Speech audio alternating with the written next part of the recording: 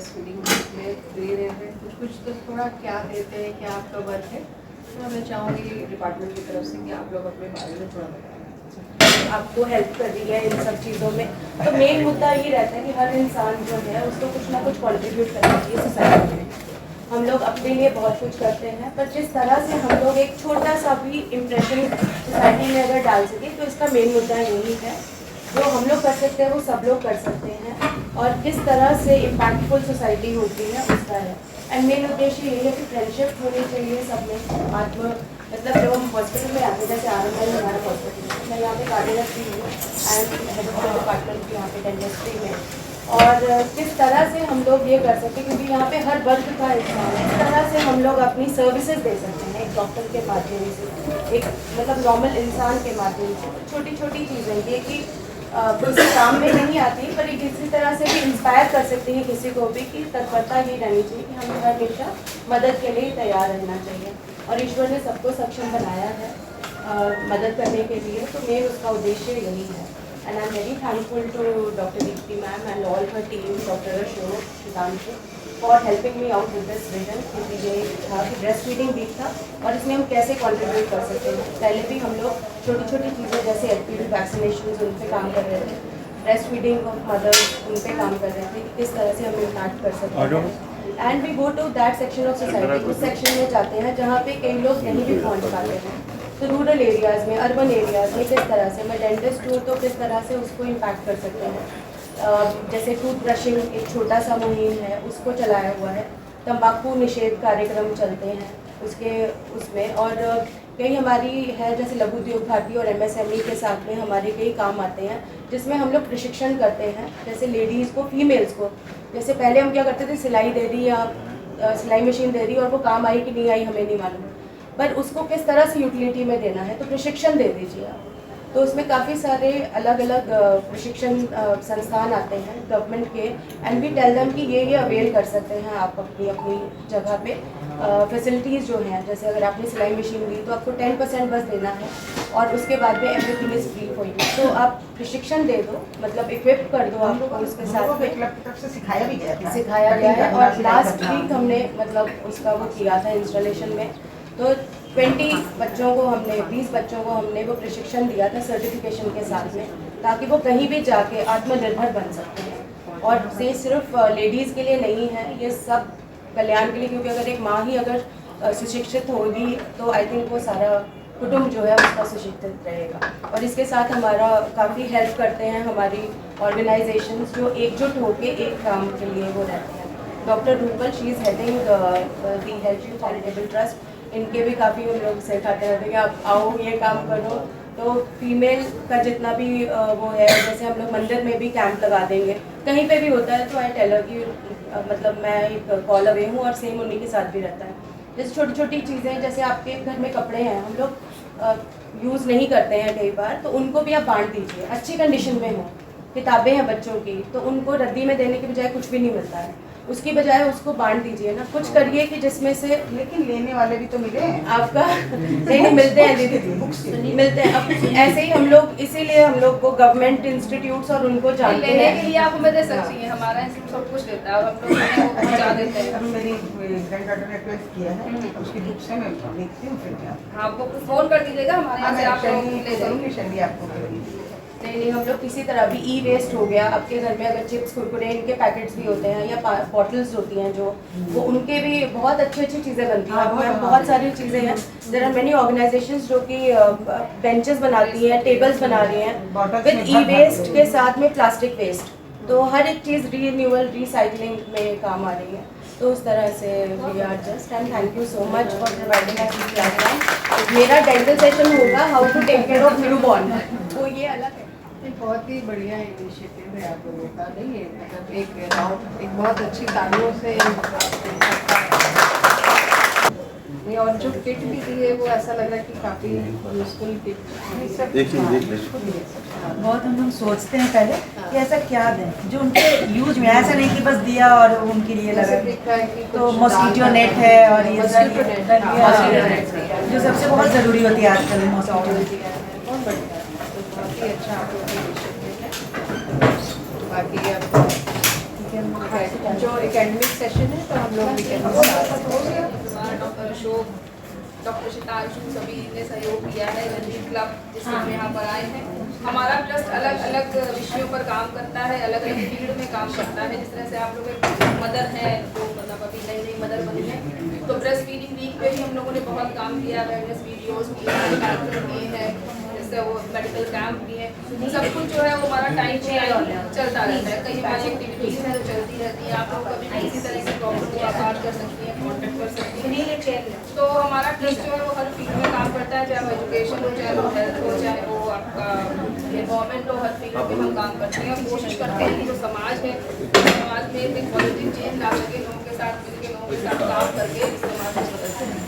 तो ऐसा कुछ भी हो, हमारे ट्रस्ट की प्रोफाइल है, हम आप लोगों को दे देंगे, आप लोग देखिएगा और अगर कुछ भी ज़रूरत हो तो आप थैंक यू। हमारे स्टाफ बैठा है, रेजिडेंट्स बैठे हैं, फैकल्टी मेंबर्स बैठे हैं। सबसे ज़रूरी हमारे गेस्ट हैं यहाँ पे जो help you educational and charitable trust से हैं। Welcome the whole team. तो अच्छा, आप लोगों को जितनी मदर्स बैठी हैं यहाँ पे, आपको पता है कि आप लोग यहाँ पे क्यों इस समय एकत्रित हैं? अभी क्या चल रहा है? एक हफ्ते से 1 to 7 क्या चल रहा है? ये विश्व स्तनपान दिवस चल रहा है, हफ्ता चल रहा है, दिवस तो नहीं, पूरा हफ्ता मनाया जा रहा है। अच्छा, स्तनपान का बहुत ज़्यादा सिग्निफिकेंट, बहुत ज़्यादा इम्पोर्टेंस है, बहुत ही ज़रूरी चीज़ है। तो इसकी जागरूकता फैलाने के लिए हर स्तर पे माओं को तो देखिए पता होता है, पर कई बार ऐसा होता है जो घर के और मेंबर्स होते हैं, मदर्स होती हैं, उनकी सास होती हैं, उनके हस्बैंड होते हैं, पिता होते हैं बच्चों के, ये सबको हर लेवल पे जागरूकता फैलाने के लिए 1 to 7 ये मनाया जाता है। वर्ल्ड ब्रेस्ट फीडिंग वीक इसे कहते हैं। और ये पूरा डिपार्टमेंट ऑफ पीडियाट्रिक्स हम लोगों का ये लोग कर रहे हैं और हम लोग जागरूकता हर लेवल पे ये कोशिश कर रहे हैं। तो बहुत सारी भ्रांतियाँ भी हैं इसके बारे में, तो उसके बारे में कुछ चर्चा करेंगे हम लोग। इसके अलावा जो इम्पोर्टेंट जो इस वर्ल्ड ब्रेस्ट फीडिंग वीक का थीम है, ये सब आप लोगों के लिए है कि व्हाट इज द थीम। तो हम लोगों को पता होना चाहिए व्हाट इज द थीम। तो it for a sustainable start in life and strengthen what works. अब व्हाई इट इज सस्टेनेबल, इसको सस्टेनेबल का क्या मतलब है? जो ब्रेस्ट फीडिंग वीक का थीम है हर साल चेंज होता है, इस साल ये थीम है। तो सस्टेनेबिलिटी से क्या मतलब है, कोई बताना चाहेगा? What do we understand by sustainability? हाँ प्रवीण बताओ।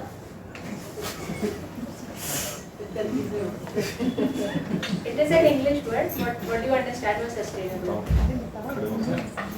कंटिन्यूअस कराना है, अनिरंतर। So it is as simple as that. इसका ये अर्थ है इस वीक का कि एक ऐसी चीज को प्रमोट करना है जो हर लेवल पे बेनिफिशियल है। मतलब घर के लिए तो बेनिफिशियल है ही, तो घर में कौन बेनिफिट हो रहा है? अगर माँ स्तनपान बच्चे को करा पा रही है अच्छी तरीके से और 6 माह तक एक्सक्लूसिव ब्रेस्ट फीडिंग करा पा रही है, मतलब केवल स्तनपान करा पा रही है, और 6 महीने से 2 साल तक स्तनपान तो कराएगी बट पूरा आहार भी देगी साथ में, तो ये एक सस्टेनेबल, मतलब एक ऐसा ऑप्शन है जो घर को तो माँ को तो बच्चे को तो फायदा होगा ही, घर को फायदा होगा, मतलब कुटुंब को फायदा होगा, इसके बाद पूरे सोसाइटी को फायदा होगा। इसमें सोसाइटी का क्या फायदा है भाई? घर को तो फायदा होगा ही क्योंकि बच्चा कम बीमार पड़ेगा, बच्चा स्वस्थ रहेगा, बट इसमें सोसाइटी का क्या फायदा है? ब्रेस्ट फीडिंग से ग्रोथ एंड डेवलपमेंट बच्चे की बेटर होगी तो सोसाइटी में बेटर कंट्रीब्यूट कर पाएगा। Obviously, so this is a very important thing. Why? Because he will fall less ill. उसको अस्पताल की जरूरत कम पड़ेगी। तो अगर वो अच्छा स्वस्थ बच्चा होगा तो क्या होगा? हमारे पूरे राष्ट्र के लिए भी फायदेमंद है। और दूसरी चीज क्या, ये पर्यावरण के लिए बहुत अच्छा है। क्यों? कोई पैकेजिंग की जरूरत नहीं है। माँ बार बार उठ के रात में फीड कराती, बॉटल फीड कराती, उबालो धो, फिर क्या होगा? उससे और पर्यावरण को नुकसान भी पहुंचता है क्योंकि आपका एक दूसरी तरह का प्लास्टिक यूज होता है कई बार, तो ये पर्यावरण के लिए भी बहुत अच्छा है। तो हर स्तर पे ये बहुत अच्छा है। और स्ट्रेंथन व्हाट वर्क्स, मतलब जो चीजें अच्छी हैं उसको और स्ट्रेंथन करना, तो ये इस बार का theme for a sustainable start in life और स्ट्रेंथन व्हाट वर्क्स। देखिए क्यों हम लोग इतना इस पे चर्चा कर रहे हैं, क्योंकि हमें एडवांटेजेस तो मुझे लगता है सबको पता होंगे कि इसका बहुत एडवांटेज है, और हर लेवल पे, हर स्तर पे, हर साइंटिफिक कमेटी में, इसकी पूरी एक कमेटी बनी हुई IYCF की, जो पूरे राष्ट्र भर में काम करती है, इवन साउथ एशियन कंट्रीज में भी काम करती है। मतलब इतनी अवेयरनेस क्रिएट करने की ज़रूरत है। बट अभी एक हमारा कुछ आंकड़ा आया है, ये नेशनल फैमिली हेल्थ सर्वे का, जिसमें जो यूपी का जो आंकड़ा है उसमें अभी हम यूपी का ही बता रहे हैं। डॉक्टर निमेश अभी आपको बताएंगे कि पूरा जो हमारे राज्य के कुछ आंकड़े हैं, ये नेशनल फैमिली हेल्थ सर्वे हर 10 साल में रिलीज होता है और इसमें ये पूरा ये लोग हाउस टू हाउस विजिट करके ये आंकड़े निकालते हैं। तो ये हमारा ये जो NFHS 6 आया है, इसमें आप देखिए जो एक्सक्लूसिव ब्रेस्ट फीडिंग का रेट कम हो गया है, मतलब 34.6% हो गया। मतलब हमें इसका ये मतलब है कि माँ स्तनपान तो करा रही, कुछ आंकड़े ऐसे कि स्तनपान तो बढ़ा है पर एक्सक्लूसिविटी कम हो गई है।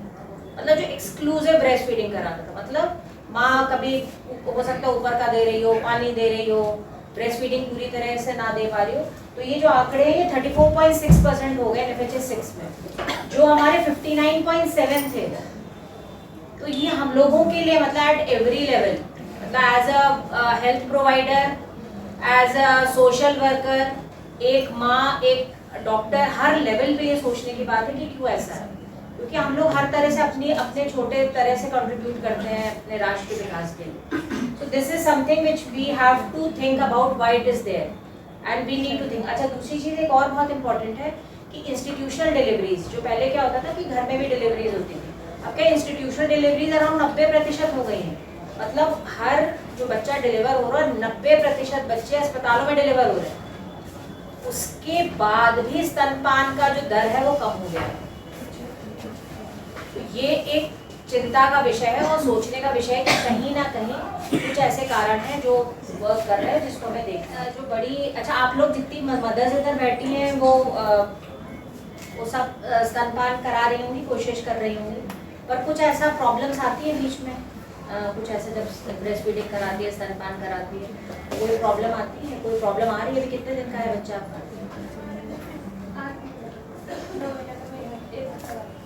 अच्छा, हाँ, तो बताइए कोई प्रॉब्लम, कोई आप ऐसा कोई फेस कर रही हैं प्रॉब्लम ब्रेस्ट फीडिंग कराने में, जब करा रही थी, जब पहले 6 महीने में, तो कुछ ऐसी कोई दिक्कतें आ रही थी?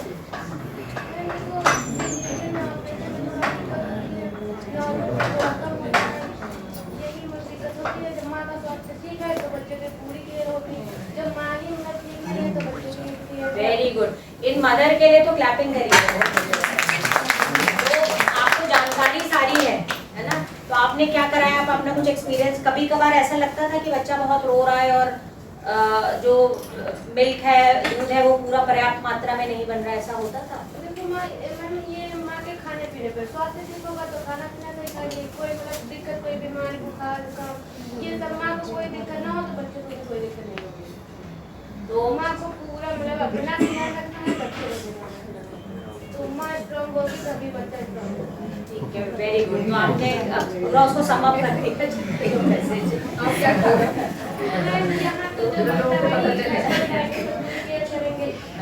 तो अभी आपको देखिए मैडम ने आप लोगों को ये सब चीजें हैं, तो ये आपके भी क्वेश्चन के लिए है आई थिंक। अच्छा, नहीं मैम, यहाँ है 1 महीने से।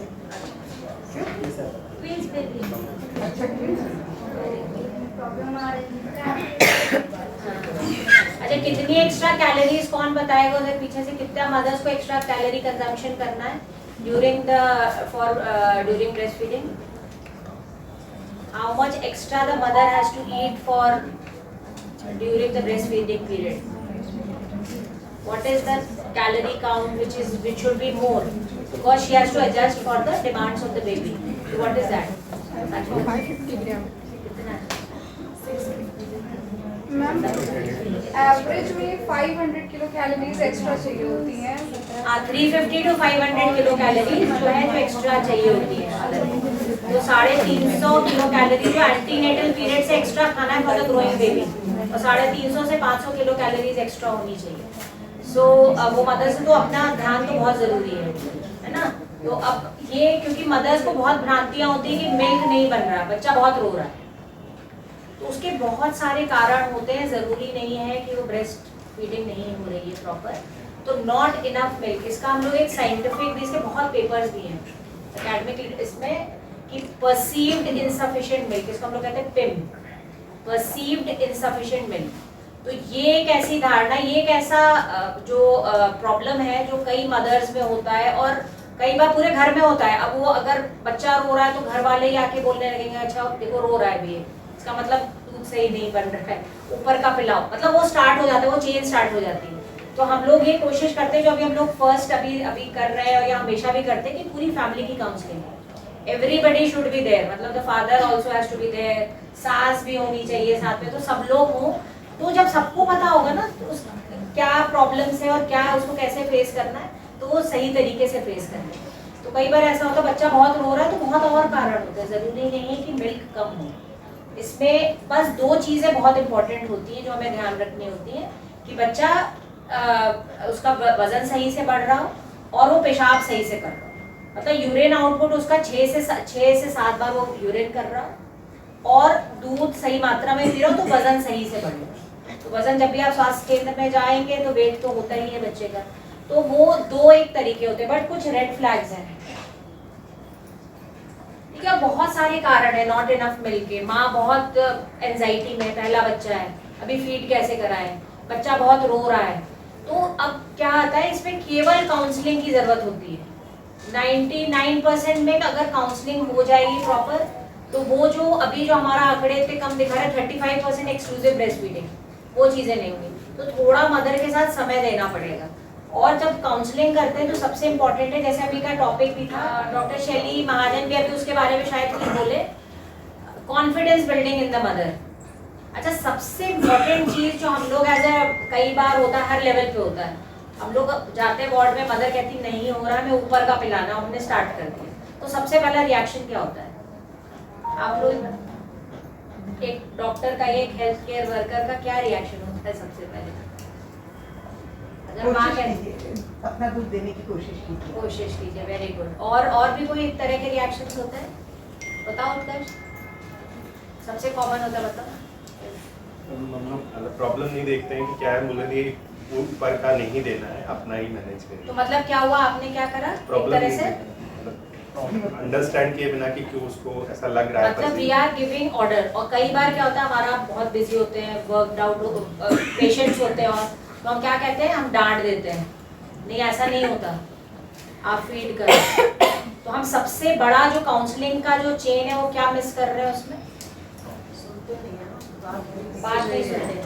तो इस बात को सुनने का भी जो काउंसलिंग सबसे इम्पोर्टेंट स्किल होता है, वो कौन सा होता है राहुल? फर्स्ट स्किल क्या होता है काउंसलिंग का? कम्युनिकेशन का कौन सा स्किल होता है सबसे first? Listening and learning skill. तो सबसे पहले तो सुनना ही है। सुनने का काम करते हो ज्यादा? बताओ, ऐसे है जो नहीं करते हो, तो वो हम लोग को सबको डेवलप करना है एक्चुअली ये। अच्छा, दूसरी चीज ये है कि जब हमें कोई चीज पता होगी तो हमें पता होगा ना कहाँ प्रॉब्लम है। हमें पता ही नहीं है, हमने शुरुआत से देखा है कि ऐसे सब वो वार्ड में जा रहे हैं, ऐसे ही हो रहा है, तो हम लोग भी वैसे ही बिहेव करते हैं, और हर लेवल पे घर में भी ऐसे ही होता है। तो आप सुनने की कोशिश ही नहीं करते।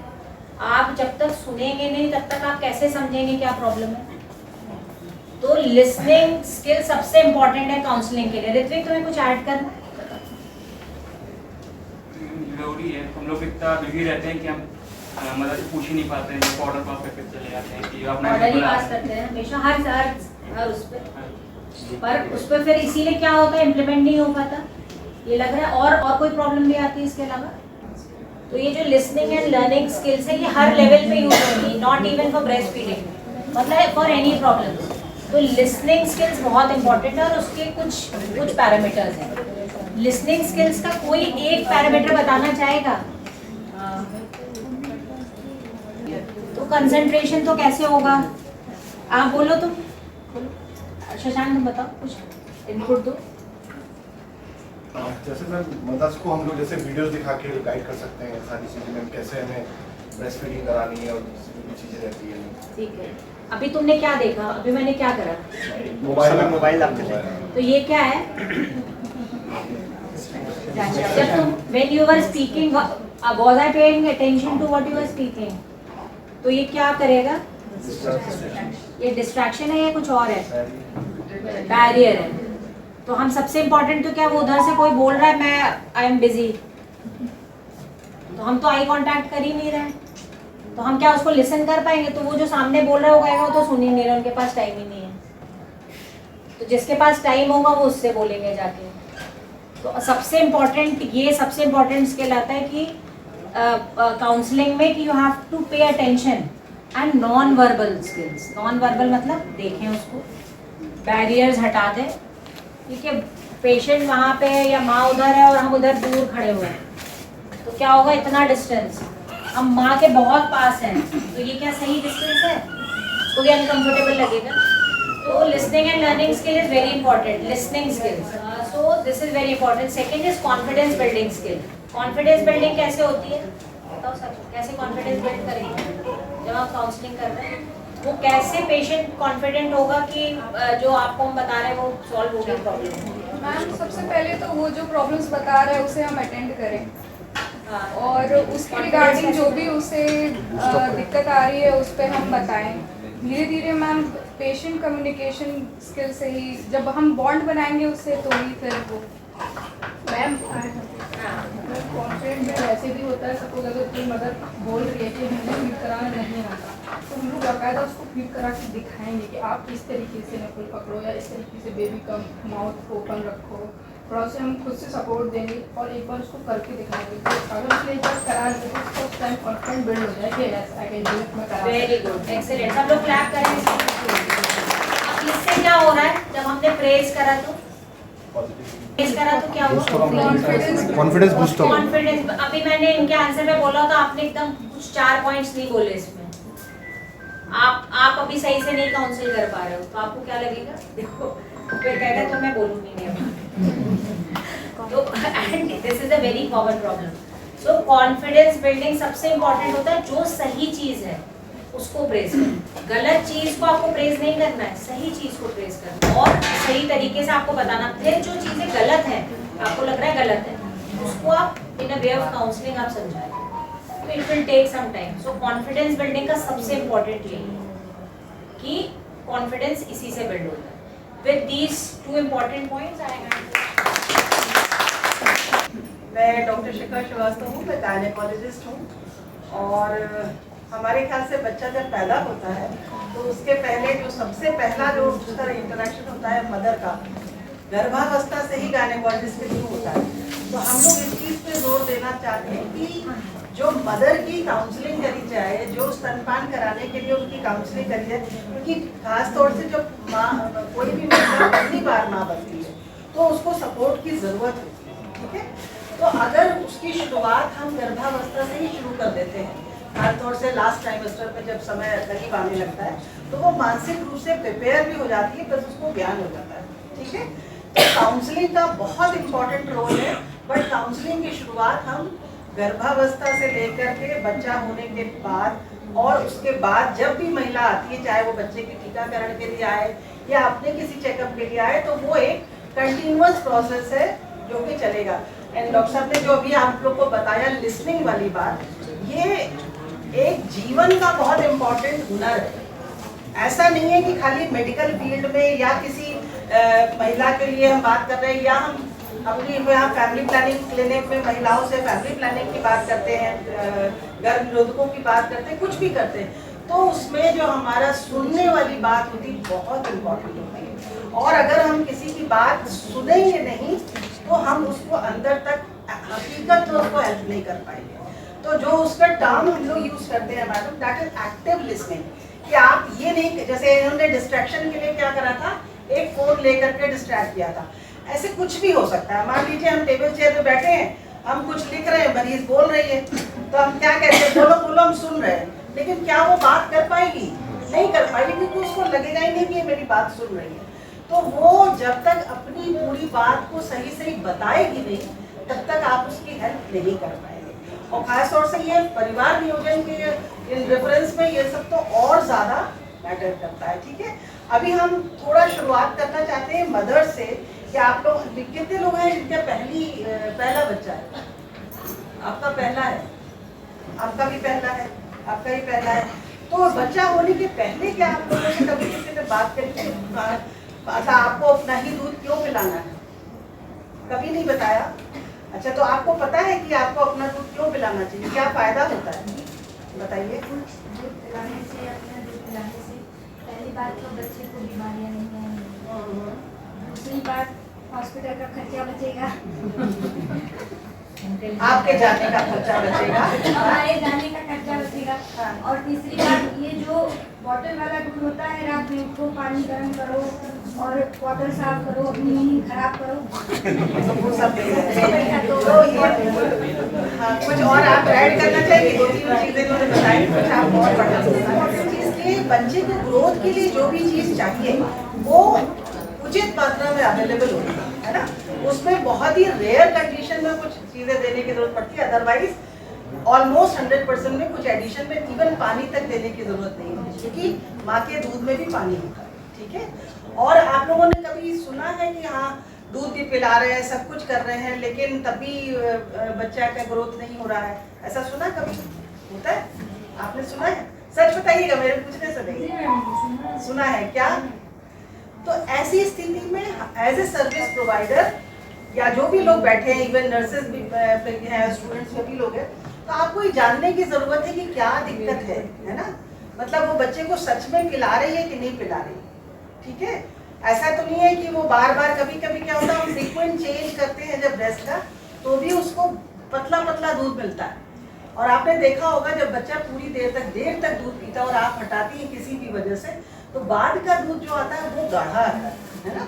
तो जब उसको बाद वाला गाढ़ा दूध जब तक नहीं मिलेगा तब तक उसकी जितनी न्यूट्रिशन की जरूरत है वो नहीं पूरी होती, तो ऐसी स्थिति में भी ऐसा होता है। तो ये सब जब तभी आप बात कर सकते हैं जब आप उसको पूरी तरीके से उसकी बात को सुन रही हैं और उसके बाद बच्चे का ग्रोथ देख रही हैं, ठीक है। हमने परिवार नियोजन की बात करी थी, तो एक जो हम 6 महीने तक कहते हैं कि दूध पिलाइए, तो उसमें ये कि हमारा परिवार नियोजन का भी एक तरीका है, लैम्स को कहते हैं, लैक्टेशनल एमेनोरिया मेथड। तो ये मेथड जो होता है ये भी अपने आप में एक फैमिली प्लानिंग का मेथड है, कुछ यूज नहीं करना है, जैसे गर्भ निरोधक गोलियां होती हैं या बैरियर मेथड होते हैं या इंजेक्शन होते हैं, कुछ यूज नहीं करना है। सिर्फ आप अगर 6 महीने तक बच्चे को दूध पिलाएं तो वो भी एक परिवार नियोजन का तरीका है, ठीक है। जिसका भी छोटा बच्चा होगा है तो वो तुरंत तो फिर भी नहीं प्रेग्नेंट नहीं होना चाहता है ना, तो LAM as a family planning method को यूज करने के लिए 4-5 क्राइटेरिया होते हैं जरूरी। नंबर 1 क्या है उसमें कि आपको सिर्फ बच्चे को अपना दूध पिलाना है और रात में भी 1-2 बार जरूर पिलाना है। ये नहीं कि रात दिन भर तो पिला रही है, रात में पकड़ा दिया बोतल, ऐसा नहीं करना, या ऊपर का जब, तो सिर्फ अपना दूध पिलाएं और रात में भी जरूर पिलाएं। दूसरा क्राइटेरिया क्या है कि आपकी माहवारी शुरू नहीं होनी चाहिए। अगर माहवारी शुरू हो जाती है तो फिर इसका मतलब वो कोई भी ये method as a family planning नहीं काम करेगा। बहुत से रीजन होते हैं, हो सकता है किसी को शुरू भी हो जाए, तो दैट मीन्स कि उसको अब दोबारा कोई परिवार नियोजन का तरीका चुनने की जरूरत है, ठीक है। तीसरा ये है कि आपको ऊपर का कुछ भी नहीं देना है और ये तरीका सिर्फ 6 महीने के लिए होता है। 6 महीने के बाद भी आप दूध तो पिलाती रहेंगी, ऊपर का भी उसको देती रहेंगी, पीरियड भी मान लीजिए आपका नहीं आएगा, लेकिन तब ये परिवार नियोजन का तरीका नहीं कहलाता। उसके बाद आपको कोई ना कोई तरीका अगले बच्चा ना आए इसके लिए अपनाना पड़ेगा, ठीक है। तो ये एक बात थी जो एज गायनेकोलॉजिस्ट मैं ऐड कर दूँ। उसके अलावा आप लोग कुछ और जानना चाहते, किसी को क्या कभी पकड़ने में, पिलाने में कभी दिक्कत हुई? क्योंकि देखिए अगर बच्चे को आप ठीक से पकड़ेंगे नहीं, लैचिंग हम कहते हैं, तो जब तक बच्चे का मुंह अच्छे से निपल और एरियला को जो उसके चारों तरफ गाढ़ा हिस्सा होता है उसको ठीक से पकड़ेगा नहीं, तब तक इफेक्टिव सकिंग नहीं हो पाएगा, और जब इफेक्टिव सकिंग नहीं होगी तो बच्चे के पेट नहीं भरेगा और उस हिसाब से मिल्क का प्रोडक्शन भी कम होगा, क्योंकि वो अल्टीमेटली सकिंग पे डिपेंड करेगा, ठीक है। तो ये हमको एज अ सर्विस प्रोवाइडर देखना चाहिए कि वो बच्चे को पकड़ कैसे रही है, लैचिंग उसकी कैसी है, ठीक से बच्चे को उसका मुंह ठीक से लगा हुआ है कि नहीं, उसके भी और साइंस है, तो आप बाद में ऐड करोगे, अगर वो पिक्चर होगी तो दिखा सकते हैं। तो उसमें ये पता होना चाहिए कि आपको कितना हिस्सा उसका मुंह के अंदर जाने की जरूरत है, तभी वो सक करता है, ठीक है। माँ और बच्चे की दोनों की पोजीशन सही होनी चाहिए, बच्चे की और माँ की दोनों की सही होनी चाहिए। माँ की पोजीशन से आप क्या समझते हैं? उसमें पोजीशन सही होगी तो उसमें पूरा सही से ढंग से बैठ पाएंगे, सही से पेट करा पाएंगे, ज़्यादा टाइम तक बच्चे को भी हेल्प होगी। मतलब किसी भी कंफर्टेबल पोजीशन में आप करा सकते हैं, उसके लिए कोई आपको ऐसा नहीं है कि हाँ पहले हम लोग जो उनके टाइम पे ये बोलते थे लेट के नहीं कराना है, खड़े होके नहीं, ऐसा कुछ भी बैरियर नहीं है। जिस पोजीशन में भी आप कंफर्टेबल हो, बच्चे को आप कंफर्टेबली होल्ड कर सकती हो तो आप पिला सकते हो, ठीक है। उसके और जो मुझे आंकड़े देख करके मैं इधर थोड़ा टच में नहीं थी तो मैं सरप्राइज किए डाउन हुआ है, तो ये समझ में नहीं आ रहा कि इसका ये और इन डेप्थ स्टडी करने की जरूरत है कि आंकड़ा क्यों डाउन हो रहा है, क्योंकि इतनी अवेयरनेस बढ़ी है, बेबी फ्रेंडली हॉस्पिटल्स भी बन गए हैं, आरसीएच का ये एनएचएम का पार्ट हो गया है, तो सारा कुछ ट्रेनिंग हो रही है, दैट इज ए वेरी अच्छा। प्लस ये है कि अब तो वर्किंग मदर्स को भी प्रॉब्लम नहीं, 6 महीने की ज्यादातर मैटरनिटी लीव हो गई, पहले वो एक बैरियर हुआ करता था, लेकिन अब तो ऑर्गेनाइज सेक्टर में तो 6 महीने की एक कारण और है। हाँ बताइए। आजकल लड़कियां जो है चाहती है मेरी फिगर नहीं खराब हो, इस वजह से फैक्ट बता रही हूँ, बहुतों को देखा है, इसलिए वो नहीं कराती, सोचते तुरंत बोतल पकड़ाने। लेकिन फिगर की जहाँ तक आपको बात कहें, बट इट बिकम्स बेटर होती है बिकॉज आपका वेट लॉस होता है ना, ब्रेस्ट फीडिंग के बाद ऐसे वेट लॉस होता है, तो ये मिथ है ऑफ कोर्स कि फिगर में प्रॉब्लम आती है, लेकिन जैसे मुझे याद है हम लोग के टाइम पे तो 3 मंथ्स की छुट्टी होती थी, तो वो मजबूरी, अब तो 6 मंथ्स की पूरी छुट्टी हो गई है। तो आप सरप्राइज की वर्किंग मदर्स के का रीजन नहीं होना चाहिए, कुछ और ही रीजन होता है, क्योंकि वर्किंग मदर्स के लिए भी उसके बाद भी हम कहते हैं कि यहाँ पे एक्सप्रेस करो, बॉडी टेम्परेचर आप रख सकते हो, कोई और पीछे से पिला सकता है, so many points to be told by अगर मदर काम पे जा रही है, but still I think इसमें हमको फिर से फर्दर डिग करने की जरूरत है, what is the reason। तो मैं जहाँ यहाँ पे जितनी माताएं हैं उनसे अनुरोध करूंगी और बताऊंगी भी कि माँ को भी फायदा है, बच्चे को भी फायदा है, और जैसा डॉक्टर साहब ने बताया था समाज को भी फायदा है। तो ब्रेस्ट फीडिंग कराने के फायदे ही फायदे हैं, चाहे बच्चे के लिए हो चाहे आपके लिए हो, आपके लिए भी बहुत सारा फायदा है। जो एक्सेस फैट वेट होता है, ब्रेस्ट फीडिंग मदर्स का बॉडी और अच्छी हो जाती है, ठीक है। तो ये भी एक तरीके की भ्रांति है कि आपको प्रॉब्लम्स आएंगी, और ये आपका अधिकार है। कहीं पे आप जैसे आपने यहाँ आते ही देखा इस फ्लोर पे ब्रेस्ट फीडिंग के लिए एक रूम बना हुआ है, तो इसी तरीके से अभी वहाँ पे बनारस कई मंदिर में जाते हैं, वहाँ पे जैसे बना हुआ है। तो ये सब गवर्नमेंट की पहल है कि हर जगह किसी महिला को शर्म की फीलिंग नहीं हो, सोसाइटल एक्सेप्टेंस हो कि अगर महिला कहीं बैठ कर फीड करा रही है तो किसी तरीके का कोई बैरियर या हाय ये क्या हो रहा है ऐसी वाली कोई चीज़ नहीं होती है। तो ये सारी चीज़ें जानने के बाद हम सबको कोशिश करनी चाहिए कि ये आंकड़ा वापस पहुँचे और आगे बढ़ के। और इसके अलावा कुछ जानना चाहती हूँ एज ए मदर, तो आप लोग पूछ सकती हैं। हो गया है, मैं 3-4 पॉइंट्स बोलूँगी। सबसे पहले न्यूट्रिशन मदर की, आपका खान पान कैसा है, और मुंह की स्वस्थता, क्योंकि मैं एक डेंटिस्ट हूँ, डेंटल सर्जन हूँ, तो मुंह स्वस्थ होना चाहिए। कोई भी आप पान गुटखा सुपारी आप खाते हो, आपके आसपास अगर कोई भी खाता है तो वो कहीं ना कहीं जाके आपके बच्चे को लगता ही लगता है, चाहे वो गर्भावस्था के अंदर हो, ठीक है। दूसरा, जब बच्चा पैदा हो गया तो आप ये देखिए कि उसके जो होंठ और जो जीभ है वो साफ़ सुथरी, और जो बेड जिसमें दांत आते हैं वो साफ़ सुथरा रहना चाहिए। तो आप कोई भी एक सूती कपड़ा लेके या एक गॉज पीस जो भी लेके साफ़ सुथरा होना चाहिए, उसको पानी में डिप करके अच्छे से उसकी साफ़ सफाई करेंगे, क्या ताकि मुंह में या जीभ में कोई दुर्गंध ना रहे। माँ का दूध अच्छा इसलिए भी माना जाता है क्योंकि उसमें बहुत सारी पौष्टिकताएं हैं, और आप दांत समझते हैं, दांत जो है कैल्शियम से बने होते हैं, तो अगर ये भी पौष्टिक रहेगा तो आगे आने वाले बच्चों में दांतों की दिक्कतें भी कम आएंगी, ठीक है। और दूसरी बात ये कि कई बार होता है कि बच्चा जैसे भूखा रहता है, उसके बहुत सारे कारण हो सकते हैं। एक कारण ऐसा है कि नीचे जो जीभ है वो नीचे के जबड़े के साथ कई बार जुड़ी हुई होती है, उसके कारण कई बार वो लैचिंग जो है वो स्तन को पकड़ नहीं पाता है, इस कारण बच्चा भूखा रहता है।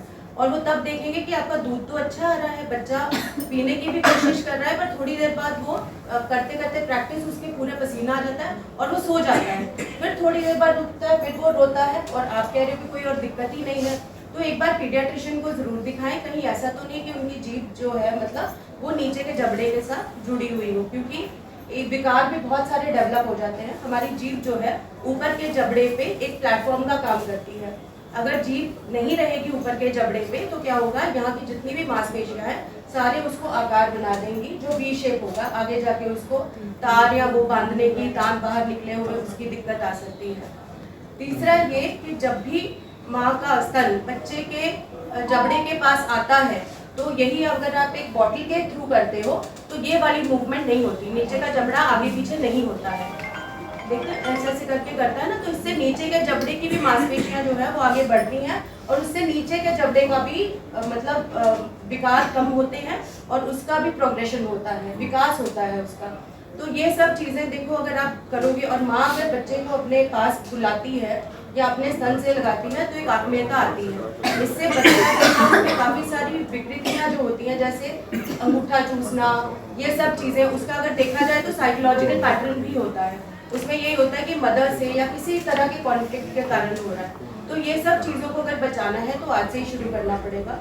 अभी बच्चा है, साथ में कोई बुजुर्ग है, कोई भी है, घर के आसपास कोई भी है, अगर वो धूम्रपान कर रहा है या गुटखा तंबाकू खा रहा है तो उनसे अनुग्रह करिए या आग्रह करिए कि ये मत करिए, क्योंकि बच्चा बहुत छोटा है। और इन सब चीज़ों को अगर आप थोड़ा थोड़ा करके भी जीवन शैली में अपनाएंगे तो आई थिंक हमारा ये मुहिम जो है, जो इतना सब डॉक्टर साहब ने भी सबने आगे जो अपना अपना वो दिया है वो सार्थक हो जाएगा। And thank you. अगर कोई काम आप जो कर ही रहे हैं मैम,